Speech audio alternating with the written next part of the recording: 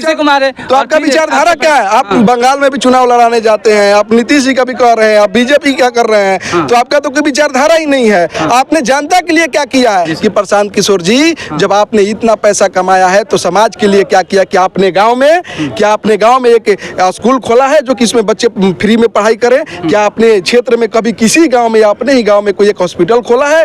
एक व्यवसाय होता है। तो जो पीके हैं, जो प्रशांत किशोर जिनका नाम है, वो जीवन भर व्यवसाय किए हैं। वो क्या बोलते हैं कि हम किसी भी चुनाव में 1 करोड़ 2 करोड़ 10 करोड़ 50 करोड़ नहीं, 100 करोड़ से भी ऊपर रुपया लेते हैं। तो यहाँ की जनता के दिमाग एकदम साफ है, विचार साफ है। 10 साल यहाँ पे विधायक रहे और पूरे तरारी को गत में मिला दिए। लेकिन ये तरारी विधानसभा की जो चुनाव हो रही है, ये विकास के लिए हो रही है। हाँ जी, चिराग पासवान जी का आगमन हुआ था। कलथ बाजार में है, कलथ गांव में है। और आपको बता दें कि यहाँ पर बीजेपी के कई कार्यकर्ता मौजूद हैं, लीडर मौजूद हैं। इनसे हम बात करते हैं किस तरह से तरारी विधानसभा चुनाव में जो है ये लड़ रहे हैं, किस तरह से फाइट कर रहे हैं। सर स्वागत है। पहले मैं आपके चैनल के माध्यम से जितने भी तरारी की मतदाता हैं उनको मैं अपील करूंगा कि आप भाजपा को वोट करें और एक बार हमारे कमल निशान पर वोट मारकर विशाल प्रशांत जी को विजयी बनाएं। क्या उद्देश्य क्या है? भाजपा को ही वोट लोग पे करें? देखिए, वोट इसलिए करना है कि विकास सबसे बड़ा मुद्दा है। आपने 10 साल से देख चुके हैं कि माले के जो विधायक रहे हैं, आज तक विकास की कोई भी कार्य जो है उचित वो नहीं करा पाए हैं। इसलिए देखिए, न जात पात को नहीं देखते हुए कम से कम विकास को मुद्दा बनाकर एक बार भाजपा को वोट कीजिए और विशाल प्रशांत जी को विजयी बनाइए। अच्छा, ये जनसुराज ये निकल कर आ रही है, तीसरी पार्टी फाइट करे काफी। एक चीज बताते हैं, हम लोग दूसरी पार्टी की बात क्यों करें जब हम लोग जान रहे हैं कि हम लोग की किसी से लड़ाई नहीं है। हम लोग सीधा ये है कि हम लोग जीत रहे हैं और बाहरी मतों से जीत रहे हैं। जो आप बात बोले कि किसी से लड़ाई नहीं है, हम जीत रहे हैं, लेकिन यही बात ये सभी पार्टियां कर रही हैं। बीजेपी तो कहीं रही है, माले वाले भी कर रहे हैं और इधर फिर से जनसुराज आई है। नहीं, ठीक है, आप जो बोल रहे हैं कि माले के लोग भी बोल रहे हैं, लेकिन ये तो जनता 13 तारीख को बता देगी कि किससे लड़ाई किसकी है। हाँ। ये तो आपके सामने आएगा, रिजल्ट आते ही आपको पता चलेगा कि हम लोग की क्या स्थिति है। और हम लोग अच्छी तरह से, और ये भी नहीं है कि हल्का फुल्का चाहे 1-2 हज़ार वोट से, हम लोग कम से कम 20 से 25 हज़ार वोटों से जीतेंगे। देखिए, आपको बता दें कि ये धीरू सिंह जी हैं, ये पीरो नगर परिषद से सभापति का चुनाव भी लड़ चुके हैं। आपने नगर परिषद में किस तरह से वोटिंग करवाएंगे? जो ये बीजेपी के जो उम्मीदवार है विशाल प्रशांत जी, मतलब किस तरीके वोटिंग है? सभी मतदाताओं को जागरूक करेंगे और सभी को बोलेंगे कि अपने घर में से सभी आदमी लोग पहले वोटिंग करें, उसके बाद किसी तरह का अपने घर में जलपान की व्यवस्था करें। पहले फाइट भी किए थे आप नगर परिषद में? जी चुनाव के समय में आप हमारे साथ भी काफी मजबूत है। जी आपकी चिराग पासवान का आगमन हुआ था। हाँ जी, चिराग पासवान जी का आगमन हुआ था। वो तरारी में उस समय शायद हम नहीं पहुंच पाए थे। उसके लिए हमें खेद है।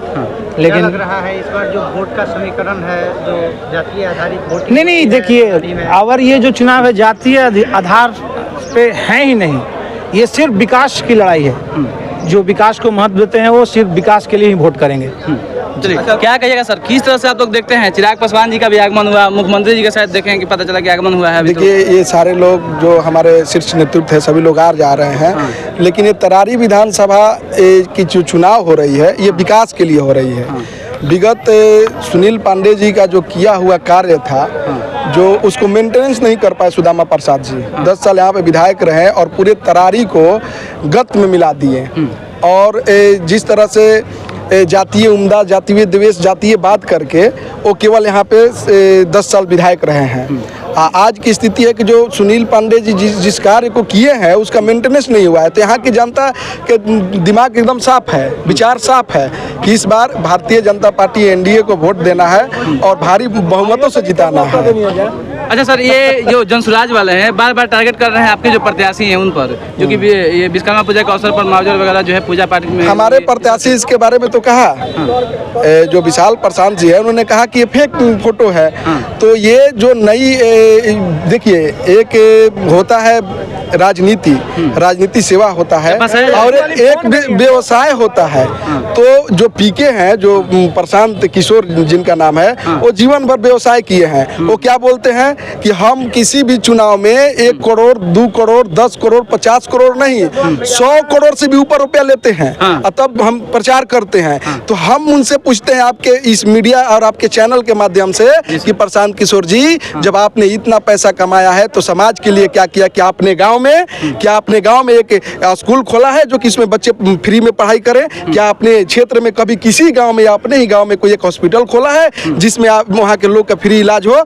तो सेवा करना और बिजनेस करना बहुत अंतर होता है और यहाँ की जनता समझ चुकी है। यहाँ की जनता सुनील पांडे का काम देखा है और उनका जो बेटा है जो प्रत्याशी इंजीनियरिंग किया हुआ है, विशाल प्रशांत इंजीनियरिंग के छात्र हैं और नौजवान हैं जिनके जो बचपन से देखे हैं कि विकास कैसे हो, हर घर हर लोग से जुड़ा हुआ व्यक्ति है और जनता के यही की मांग है कि यहाँ पे एनडीए का सरकार। प्रशांत जी का हम लाइव देख रहे थे, लाइव में ये बोल रहे थे कि हम मोदी जी को ही नारा दिए थे, हर हर मोदी घर हर मोदी। नीतीश कुमार का नारा दिए थे, बिहार में बहार है, नीतीश कुमार है। तो आपका विचारधारा क्या है? आप बंगाल में भी चुनाव लड़ाने जाते हैं, आप नीतीश जी का भी कर रहे हैं, आप बीजेपी क्या कर रहे हैं, तो आपका तो कोई विचारधारा ही नहीं है। आपने जनता के लिए क्या किया है? रील बनाना और रियल बनाना में दोनों में अंतर होता है। प्रशांत किशोर रील के हैं और रील में लोग कॉमेडी देखता है, वैसा ही है। रील में बोलना और रियल में करना सब पता चल जाएगा। चुनाव में आए हैं ना, प्रत्याशी चेंज करना पड़ा। प्रत्याशी उनको पता नहीं है कि जिनको चुनाव लड़ा है उनका वोटर आईडी कार्ड नहीं है और जब बिहार में वोटर में नाम नहीं रहेगा तो चुनाव नहीं लड़ पाएंगे। जब इनको ये पता नहीं है तो ये क्या करेंगे? अब आए हैं जमीन पे, इनको दूध और पानी का भाव मोल सब पता चल जाए।